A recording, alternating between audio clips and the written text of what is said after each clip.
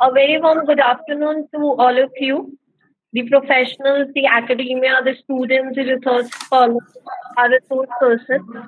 Today, I, Soumya Singhal, extend a warm welcome to our session on data analytics and cybersecurity. The word analytics has come into the foreground in last decade or so. The proliferation of the internet and information technology has made analytics very relevant in the current age. Analytics is a field which combines data, information technology, statistical analysis, quantitative methods, and computer based models into one. It is my great pleasure to have with us Mr. Aditya Arora. Talking about Mr. Arora, he is presently working at Aptox, Gurugram as a software engineer. He has completed masters from Birla Institute of Technology. He has done various projects on cybersecurity and also worked with Delhi Metro Rail Corporation and Gurugram Police Cybersecurity Cell as a cybersecurity intern. He has conducted various cyber awareness workshops in schools and colleges and spread awareness about the recent conditions of the cyber world and how to protect against the crimes online. Till now, he has covered 5,000 plus students across Delhi schools and colleges. He also has a website, Bug Bounty Hunter, in 2018, where he found bug in Dutch government's website for which he got rewarded. So I welcome you, sir. Okay, so first of all, thank you so much, Soumya, for a warm introduction. So, uh,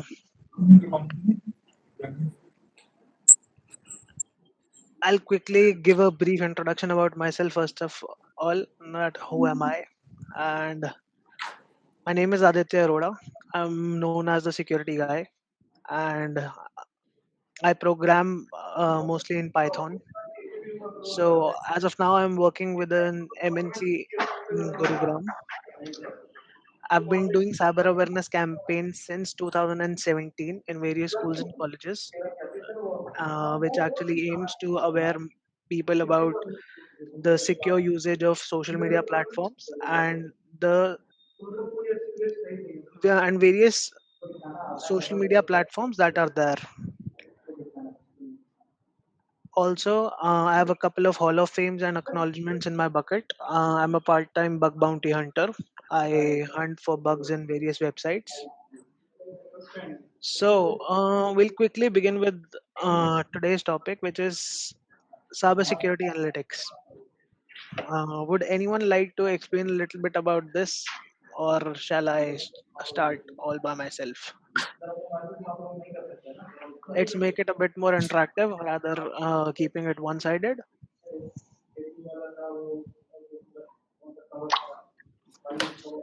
Anyone?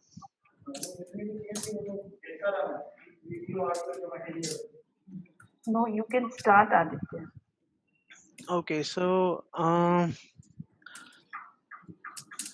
when we talk about cybersecurity, so what actually comes into your mind? Like, this would be a general question that I would be asking you.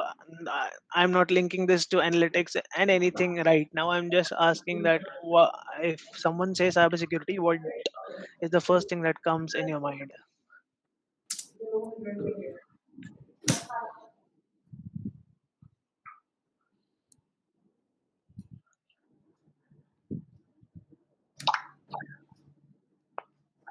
No one. Cybercrime, Okay, cybercrime. Okay, all right. And what sort of cybercrimes? banking, then creation of non-performing assets, Okay, all right. companies going bankrupt, Right. Definitely, yes. whatever inside stealing, inside the information sharing, and impinging on others' bank accounts, etc., and impinging on that. Okay, definitely, yes. Mail कर दूं? Basically, cybersecurity is an umbrella under which various things do come. It can be related to banking, it could be related to social media, it could be relating to a company, or as a person ourselves. So today we are here to discuss about the cybersecurity analytics, how it can be performed when we keep an organization in mind. Suppose we work with a company, or then how it could be beneficial for them. What sort of things we can derive from analytics for that particular entity that would help them in future to secure their self. And while we talk about organization, has anyone heard about what sort of attacks or what sort of attack vectors these organizations deal with?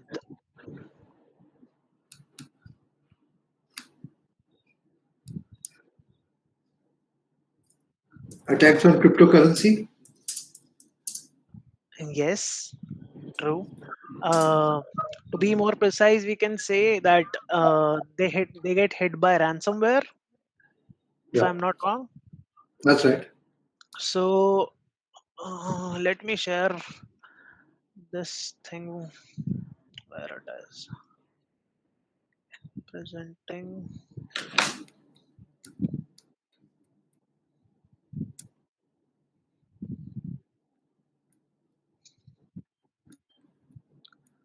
Okay, so we'll look at some headlines. What they make, like Maze ransomware hit to Cognizant revenue. Okay, you have heard about these ransomware, right? Has anyone seen this sort of a screen, like in news or somewhere else? This was the attack vector which made every company cry, and it was named as WannaCry in 2017. So these are the sort of attack vectors that actually occur to a big organization when we talk about any MNC. So if we talk about this news, we can see that, it was Cognizant was hit by this ransomware, which was actually publicly disclosed. And while I'll show my presentation also, you'll be able to see how many companies actually choose to tell everyone that yes, they were hit by a ransomware or a cyber attack, because that would actually hurt their image in the industry. So that is the reason they do not disclose that they were hurt because of a ransomware. So we'll quickly begin with this little presentation that I made a couple of days back. So cybersecurity analytics is a process of using data collection, aggregation, and analysis tool. So if you guys are not aware about how cybersecurity in an organization works, there are various tools which are known as SIME tools, incidents monitoring tools that are there, which they actually use to monitor what all threats and what all things they are receiving from the internet to their organization. So at their point, they'll do security monitoring, they'll do threat detection, but is it sufficient? Answer is clearly no, because if I was talking about security monitoring and threat detection, so this is something that every company is indulged into. They'll do security monitoring because yes, they are running $1 million business, they are running $1 billion business. They need to do something that ensure their clients that yes, their data is actually secured with them if they are working. And as we know that in India we have mostly service based company, we get outsourced to various companies that are actually based in America or elsewhere in the world. So if we are actually aimed at a service based we have a service base, then it is a must that we should ensure that we keep the data secured. But actually that is not the case. Once we'll go to a white paper at the end, like, and we'll see how the graph is, you'll be shocked to see how things are working as of now, and where is the lacuna in the industry right now. So what are the benefits of cybersecurity analytics? Um Definitely, it will improve the forensic capabilities and regulatory compliance. If we do penetration test, which an organization do at a regular basis, they'll be able to know that which compliance is actually not fulfilling at that point. They'll be able to know that where they need to patch their security and how things should work. And if we are able to detect it before the bad guys do, before the black hat hackers do, then we'll be able to mitigate it properly and before time. That is the reason we should indulge into cybersecurity analytics. Okay, if we talk about the data sources, what could be the data sources?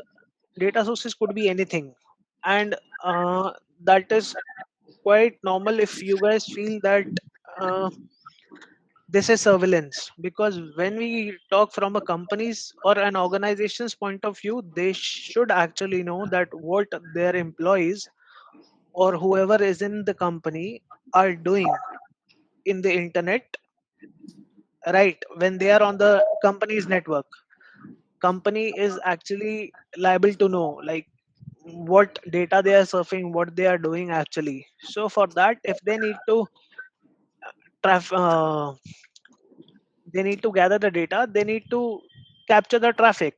And if you need to see how do they do that, there are various tools. This is just a demo that I'm showing here. I hope my screen is visible, right? Yeah. Okay, so this is a network data capturing that is going on in a tool known as Wireshark. So uh, this is something at the front end, like we are able to see these things are floating around the network on in the Wi-Fi in the air. So at the end, when we come to analytics, we know that data is the most essential part, because at the end of the day, what is the main thing that we look upon? That is the data set. We do machine learning and whatnot things, and we do require data sets, right? So for this, we need to gather the data sources that are actually available and that are real time.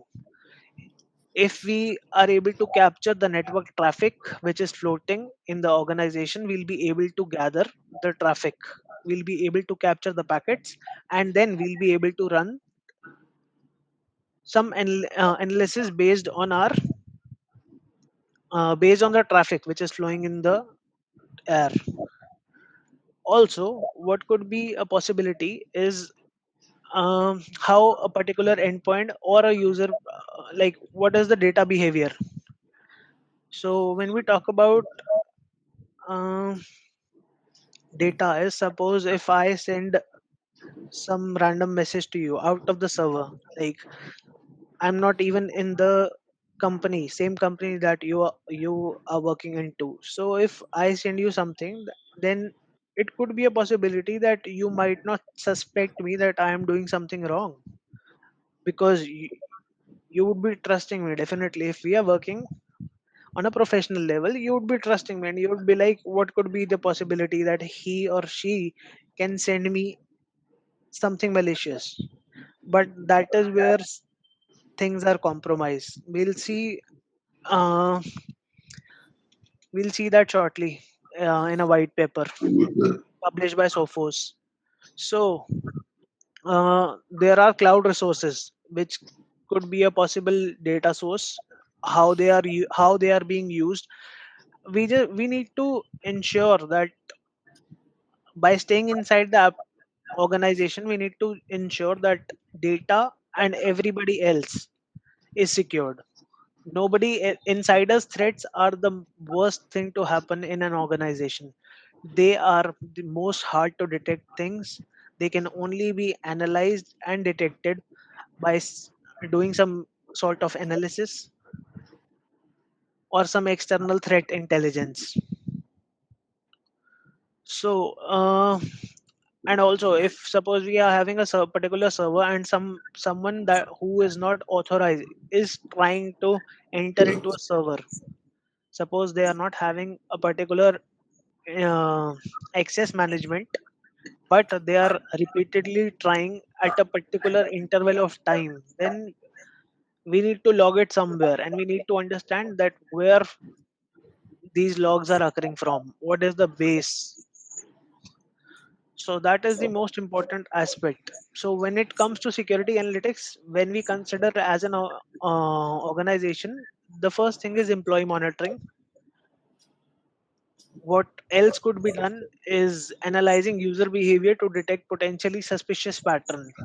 If someone is working in an organization, you need to detect if there is a particular change in the data he or she is sending out from a company or receiving at the same pace, because it could be a possibility that they might be aware of this, but at the same time it could be also a possibility that they are not aware of this, but they are already compromised, which usually happens.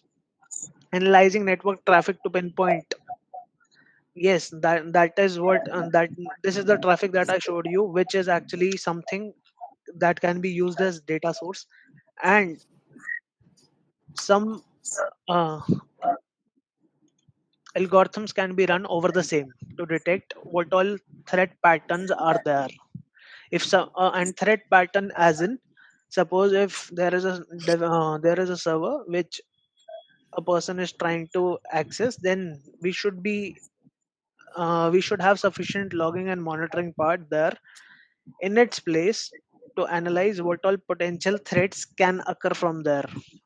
Because most of the people in an organization, when they do this, they do not do this intentionally. Nobody in an organization would be inviting a ransomware there, right? They do because yes, they know that they have done something that they shouldn't have.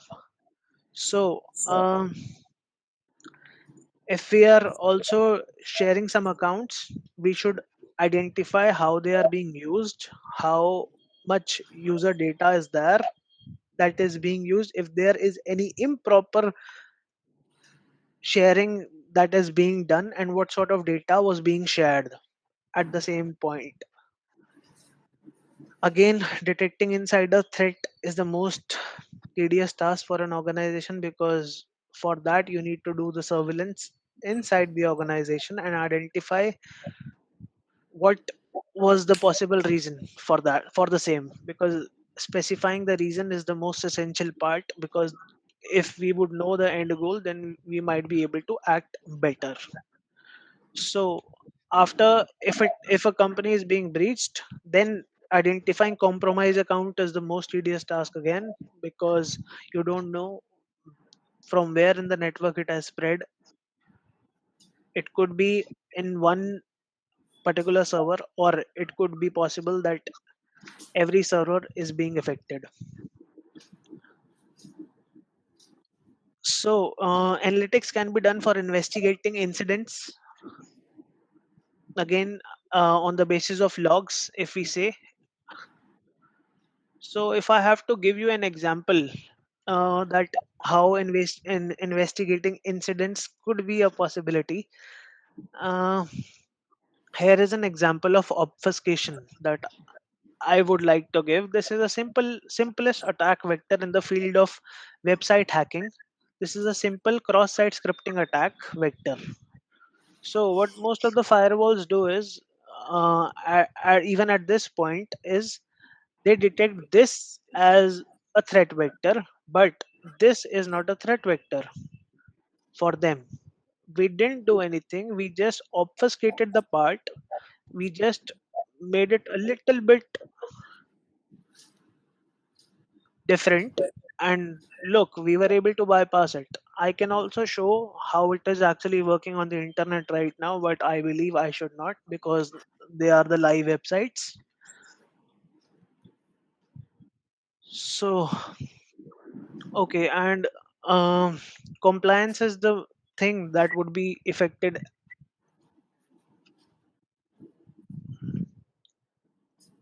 We know about PCI DSS compliance, HIPAA compliance, that is in the US, and ISO compliance. There are some compliance which a company is actually bound to have. If I talk about US, there are certain healthcare which actually follow HIPAA. HIPAA is a compliance that every healthcare organization has to follow for protecting the data of the patient that comes into their healthcare universe. So if they are ensured that their data is not going anywhere, okay, all right. But what if the same healthcare system is being hit by a ransomware or some cyber attack? The main motto of cyber attack is to gather in information about a particular target or something else. It could be just motivated for money. That is again another topic for discussion, that what are hackers looking for. It could be money, it could be anything. But when they attack an organization, they are definitely looking for two things. It could be data and it could be money, because they know that is something that they can pay. So the data that I am presenting right now, that is not something that I have made myself. It is taken from a website which I'll reference at the end. So only 6% of the companies say they aren't exposed to any cybersecurity risk. Definitely yes. Nobody agrees that they are actually exposed. Also, one more thing that I would like to share here is I did research in 2017 about regarding the encryption. What encryption does every company follows? So what I was able to gather from that research was only 5% companies are there which actually encrypt your data and keep it at a secure place. Only 5%. Rest percentage do not even encrypt the data.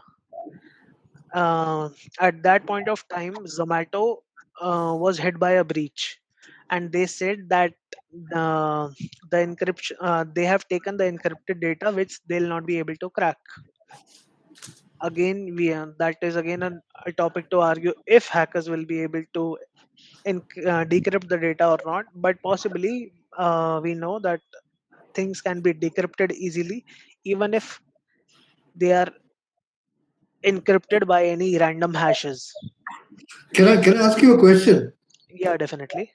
Hitachi was attacked through all the ATMs, and most of the accounts in SBI and all these were affected. So are you saying even SBI, etc., don't have enough cybersecurity installed in it? Can you please repeat your question? Sorry, your voice was Yeah. breaking.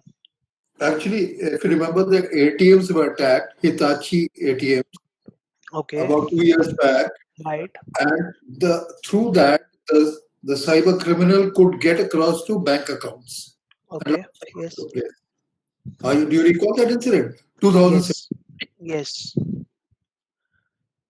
So are we saying that even SBI does not have adequate cyber security?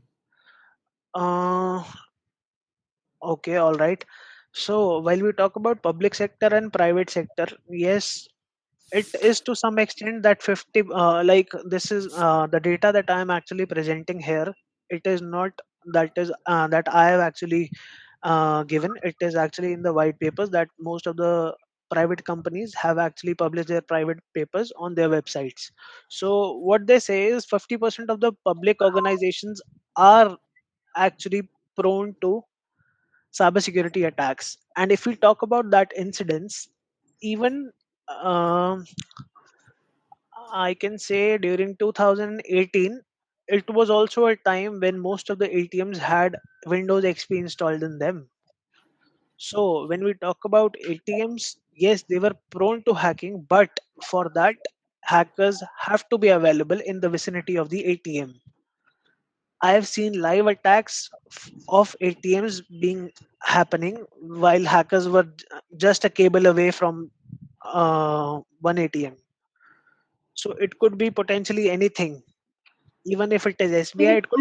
So if we talk about so continuing that same answer about the ATM, that even in 2018 there were couple of not couple, there were many ATMs which were actually using Windows XP. And if we talk about Windows XP, uh, it actually expired. We can say it was actually expired by that time. So if we do not ensure that much of security from a company point of perspective, yes, definitely it could be a possibility that most of the user would get compromised. And attack vectors could be when we talk about ATM hacking, attack vectors could be anything.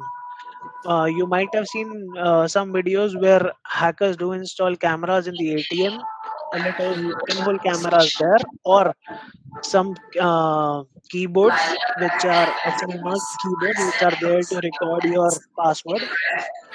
That is another topic to discuss. And when we go to ATM, we get the receipts, right?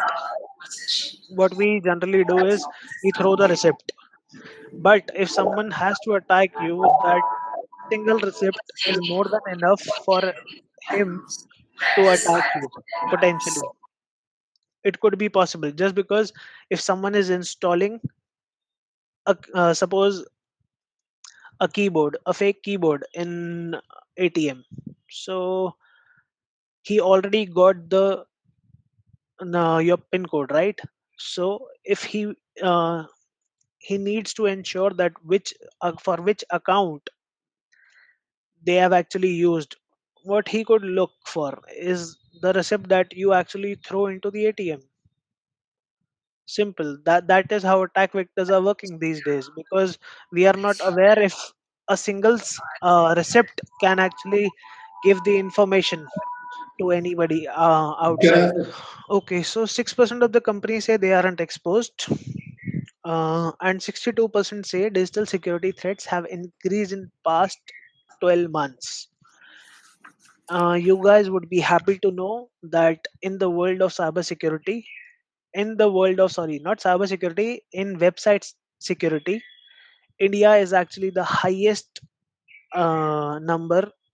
Like India is having the highest number of hackers, white hat hackers, which are actually getting money. I don't know if you guys are aware or not, but 3 4 days back, Apple rewarded one $100,000 of reward to a bug hunter, which was from India. So if these are the companies which are paying this much amount to someone who is looking into their security, who's peeping through the security that they have actually put or the professionals have put, then yes, if they say that they are not exposed, you know that there is something that they are hiding.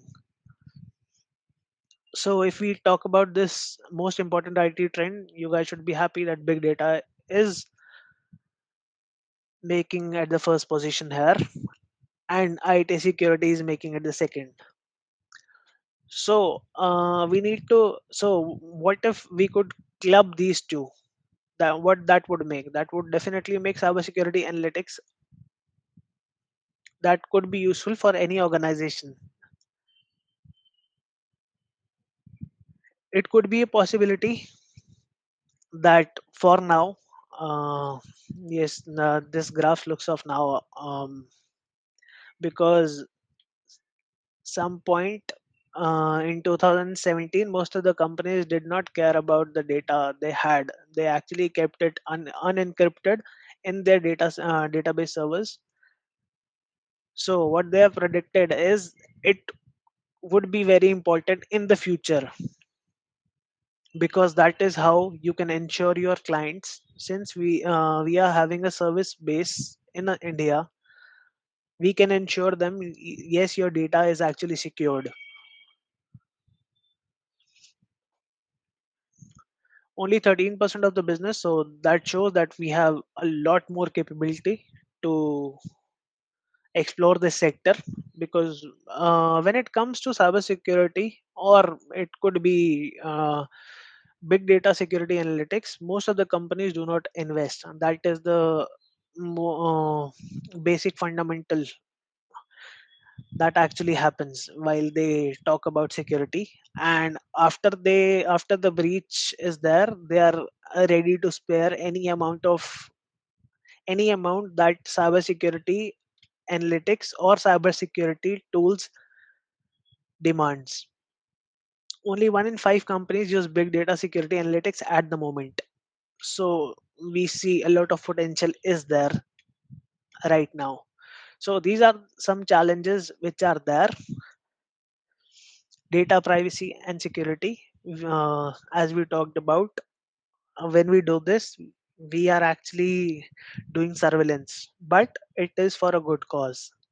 If we look from a better perspective, cost is again another something that we discussed is another uh, point which is a challenge, because it will incur 46% cost if we talk about only cyber security domain. 46% just to gather the information and to predict what are the potential threat vectors that are present as of now.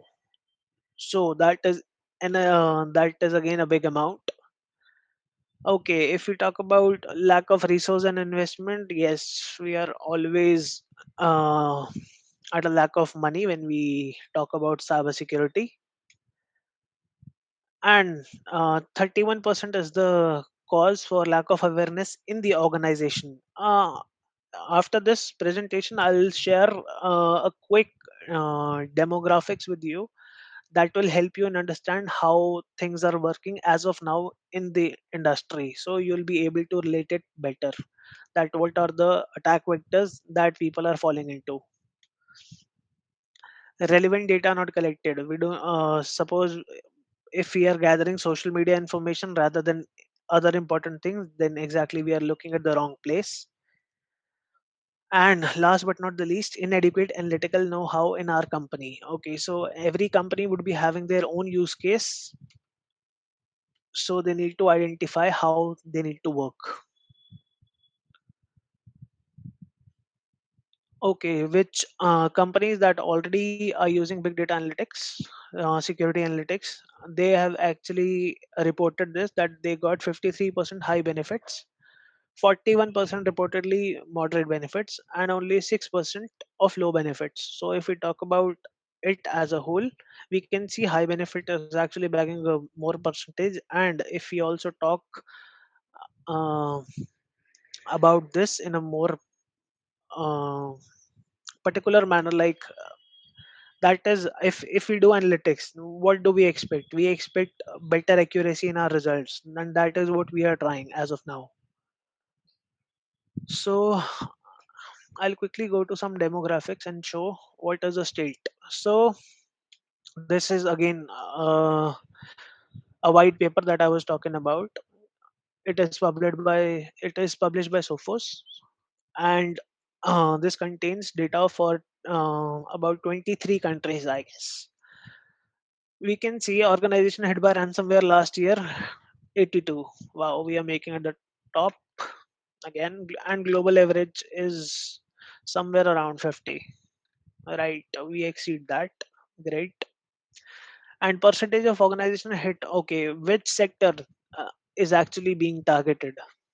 This tells about that. Media, leisure, entertainment. You must be aware that on 24th of December every year, hackers disrupt PlayStation servers or Xbox servers. You may Google it. It is a practice. Every year, hackers will do the same thing. They will disrupt the PlayStation servers or the Xbox servers to ensure that people are not able to play games, because that is again Christmas times and holiday times, and people like to spend it um, in this industry mostly. And as we have seen that, as we know that Cognizant was hit by a ransomware, we we can easily relate that IT, technology, and telecoms are the second on this list. And when we talk about this, something we would be happy to see is public sector is the last, only 45%, because that is how things are working there. So,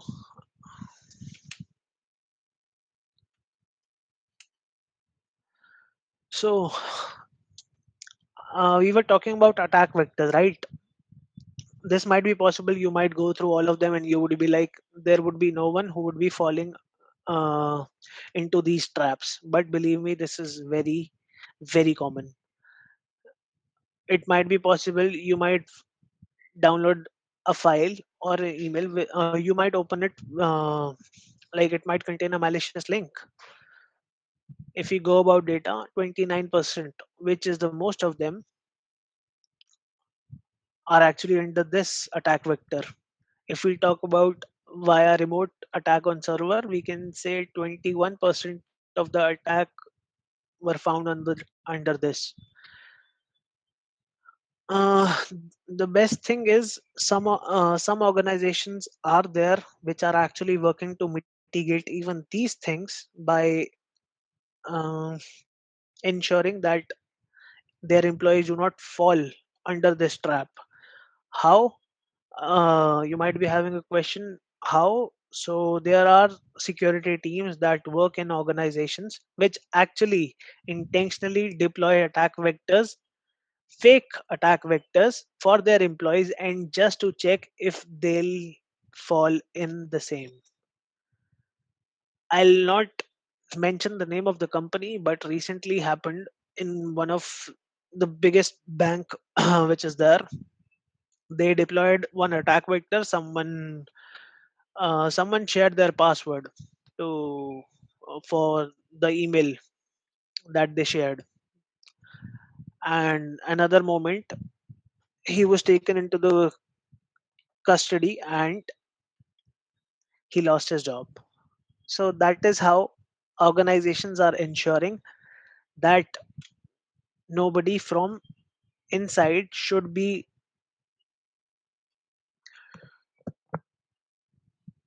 Just give me a second, please.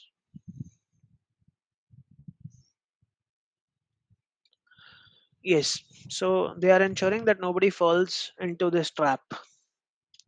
So that is how companies are ensuring. But if they'll ensure that yes, they are not falling into the attack vector, they need to prevent it, they need to analyze it.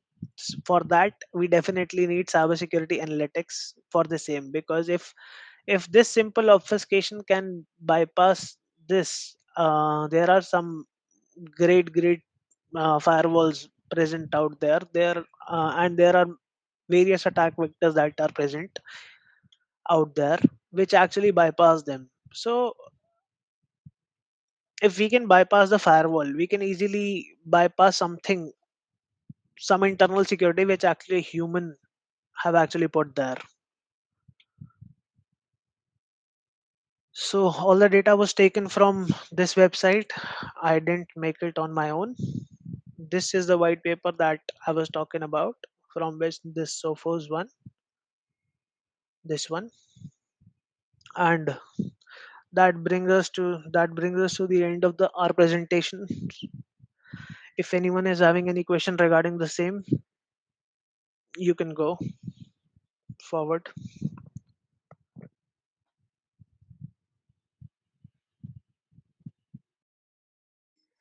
Sir, where does India stand in the world of cybersecurity?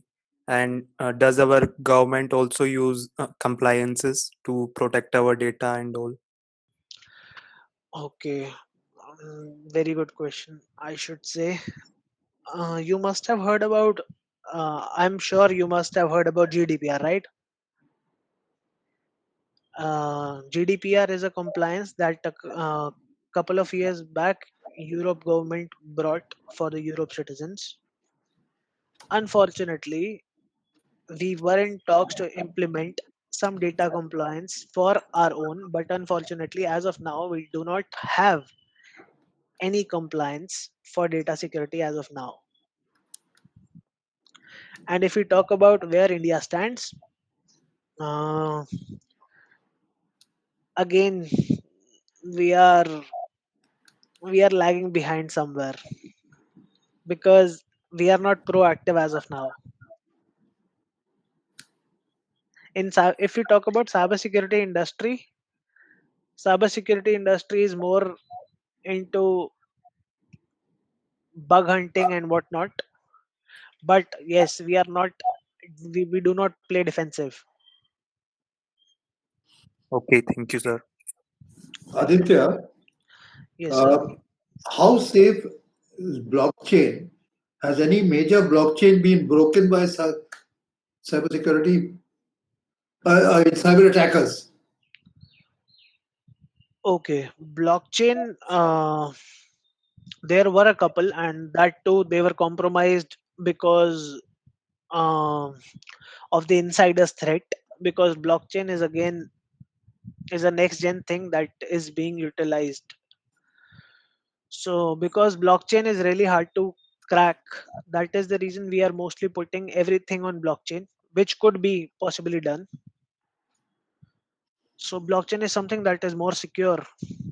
But again, that is something that is decentralized. I believe there's been a further progress on this. They've gone to more complicated devices beyond blockchain. Right? They are the hard tokens, we can say, in which we can store our cryptocurrency. Suppose if we are purchasing bitcoins, it might be possible that you are a long term investor and you do not want it to be stored in your bitcoin wallet, because again they are linked to internet. They might be stolen because there are hackers who could possibly craft an attack vector and who can steal that. So for that, we can store them in hard tokens, which is actually a USB like device where we can store our cryptocurrency that would be offline, safe from the internet. Okay, great. Thanks. Thank you.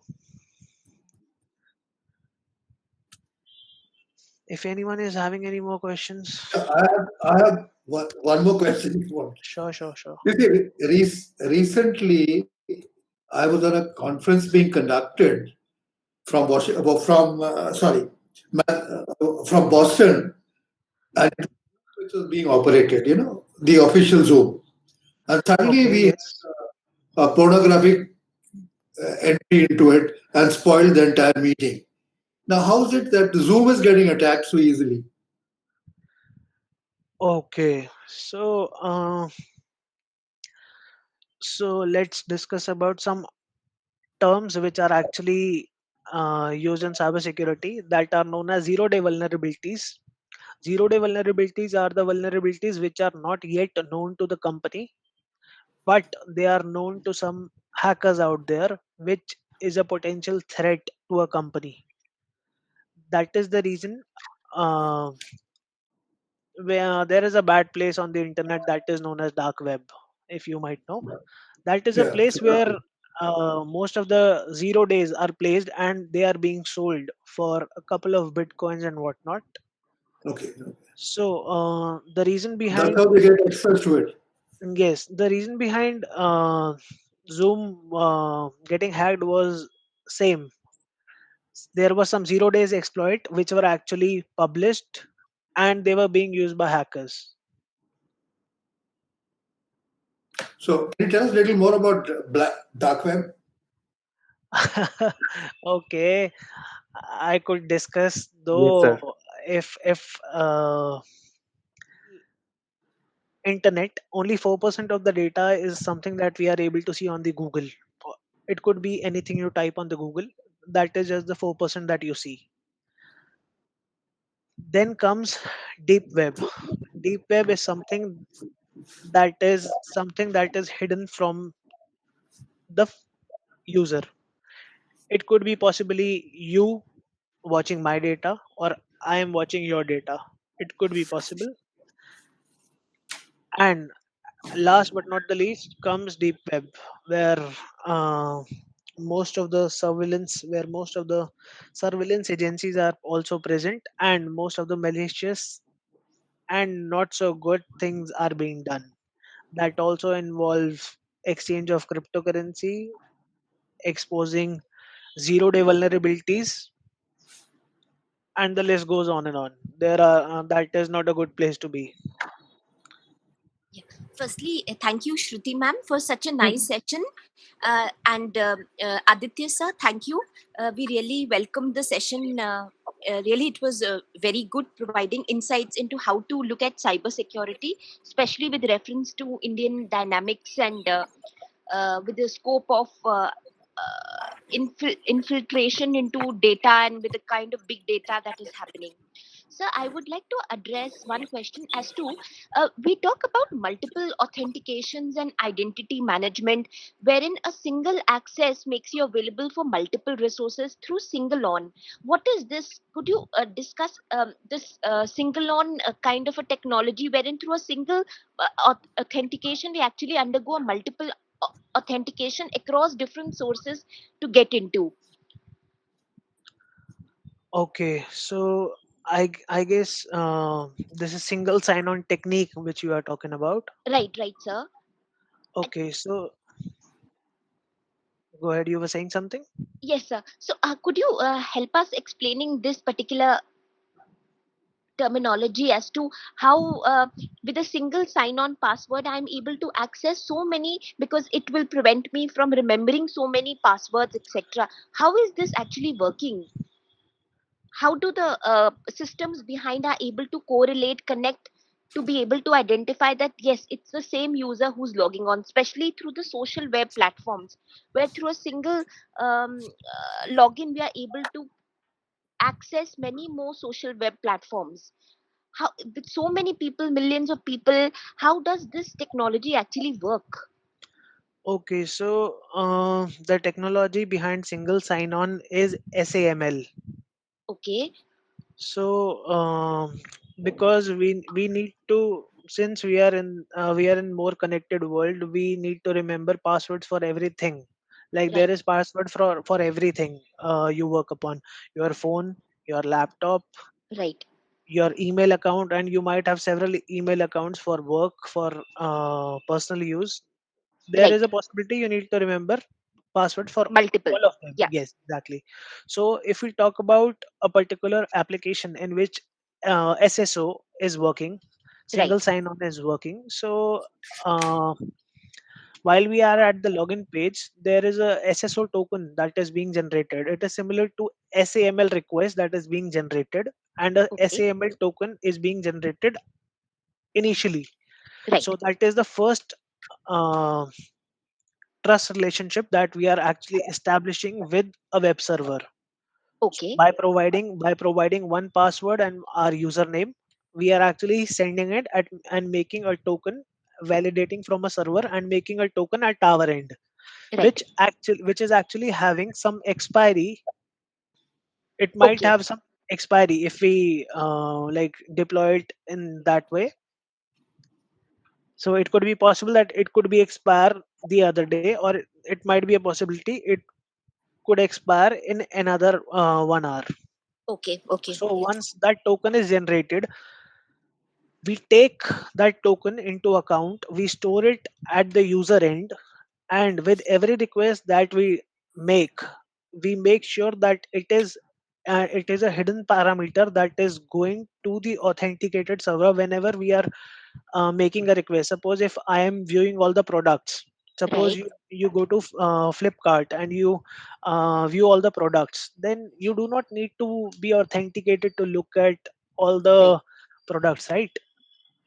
So that is application logic behind it. When we go to suppose when we go to checkout, when I want to buy things or I want to add things in cart, right, it could be possibility that I design the logic such as while I'm adding things in cart, I make sure that the request with the SAML token or SSO token, we say, goes to the authentication server, actually validates if it is still a valid token which a user is having, and then giving authority to either pass or fail, which is Right. again a possibility to saying yes or no. So we are actually that is how we are implementing security at that end, Right. because the main motto of using SSO is to uh, decrease the remembrance of the password, you can say.